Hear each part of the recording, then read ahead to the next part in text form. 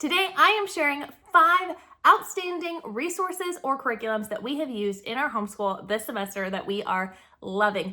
And I can't wait to share these 5 with you. There's a mixture of resources and curriculum, and let's just jump right into why we're loving them so much in this season. Let's get started. First up is the Outtree P-Pod inflatable chair. Now, Outtree is a company that does a lot of sensory toys or sensory tools for your kids, and we have used several things from them in the past and absolutely loved them. Things like their sensory swing, being able to have their balance board, or even their weighted vest. And I've shared more about that in a video that I made on the best gifts for your sensory seeking kids. I'll link that down in the description below.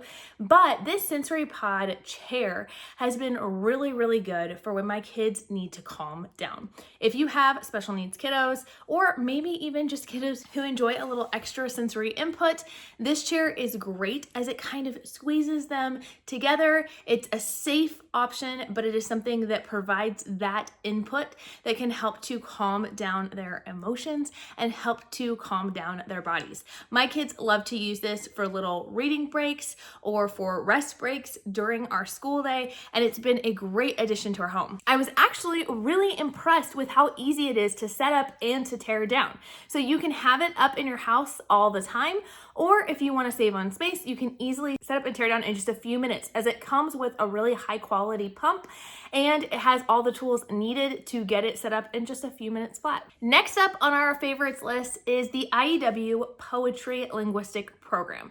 So IEW has this program that we got, I think 2 years ago now, that is a poetry program that works for kindergarten all the way up through high school in one program. It has a series of different poems that you can go through with your kids. Some are short, just a few lines. Others are a whole page long, and everything in between. As you get into the older ages, you even have things like full speeches or much longer passages that your kids will begin to memorize. What I like about this program is not only do you buy it once and it can work for kids forever, but I love the fact that it comes with a tracking chart so that you can track your progress of which poems you have memorized and what dates you memorized them on.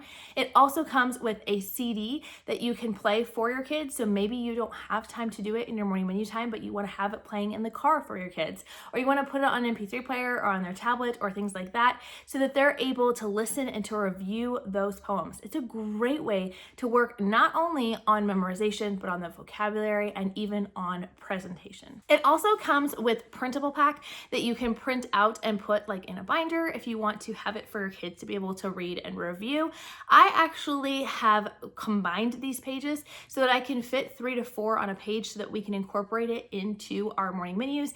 And then we go through that one page of 3 to 4 poems, depending on the length per month. The third thing that we are loving this season is the timers, the visual timers that we've been using in our homeschool. I know I've talked about them in previous videos, but these visual timers are easy for my kids to use. We have them in different colors so we can color code them by kid, and they work great for helping time our lessons. I have found that many of my kids, especially those with ADHD, do significantly better when they know when the exact ending point will be to their lessons. So a lot of times we'll set a timer anywhere from 5, 10, 15, or 20 minutes and say, once this timer is done, then we're gonna put down this curriculum.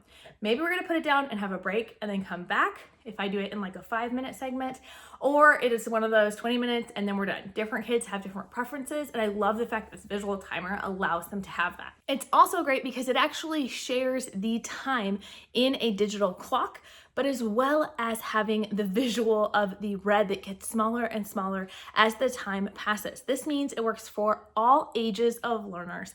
It is something that your kids can use for multiple reasons. Not only can you use it to time your lessons, but we use it for the amount of time until break time, or the amount of time that break will last. Okay, now you have 5 minutes, you can play with your Play-Doh for that amount of time before we're gonna head on to the next subject. Plus, a big bonus is it is a very portable and affordable. So we love it for taking it on school on the go, and we enjoy the fact that it doesn't cost a lot of money like other visual timers that I've tried in the past. The fourth favorite right now is the Life Skills 101 course that my daughter is taking from Film School for Teens. So this course covers a wide variety of topics. It is designed for middle schoolers and high schoolers, and it's sort of home ec in a sense, but it covers a lot more than cooking or basics that you think of in that area. It covers things like car maintenance, budgeting, personality assessments, understanding time management skills, getting a good routine and understanding cleaning tasks, and more.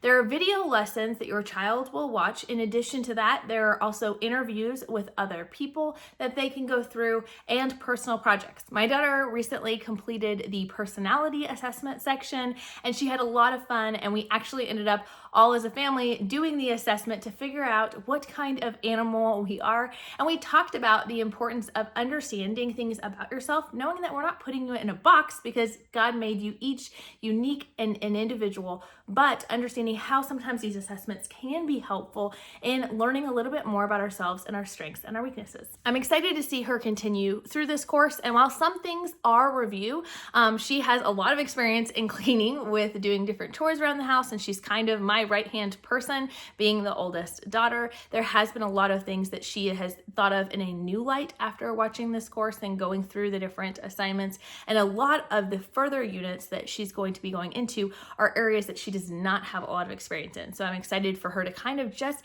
get a little taste of all the different areas of life skills. Our fifth favorite has been Apologia Math. So if you watch my homeschool update last week, you know that we recently added a second math to our homeschool program. We have been using Matthew C to focus on mastery skills for one of my kids that has special needs, and we are still doing that in our home because she just needs that much extra practice in some of those areas.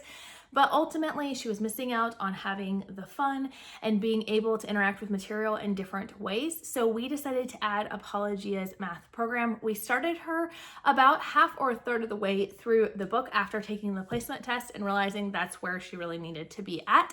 And so we have had a lot of fun with the different games and activities. What I like about this math program is that it's hands-on, but using a lot of things you already have around the house. It's short lessons, and I love the fact that it is incorporating worksheets or different writing opportunities for math, but without it just being a straight plain worksheet.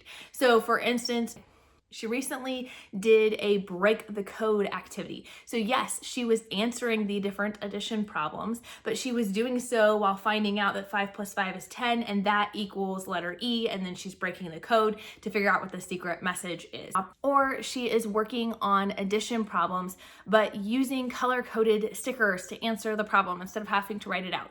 Yes, it is all different ways to interact with the material, but those different ways really seem to stick with her. And while we've been trying to master like double addition facts like 5 + 5, 6 + 6, 7 + 7 in our Matthew C for over a year now, she actually really started picking up on it and has been able to consistently remember it after doing their dice game and their chutes and ladder game that is part of the curriculum. So if you're looking for something that's hands-on and fun, whether it is your sole math curriculum or if your daughter is like mine and needs a lot of extra practice and it's something you use supplementary, I think this is a great option. Next year, we'll decide if we're going to just do just Apologia Math.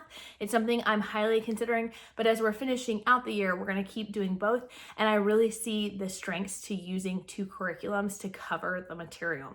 If you want to learn more about what Apologia has to offer, you can check out this playlist here, or if you want to see some of the other fun sensory tools that we love to use in our home for sensory seeking kids, check out this video here.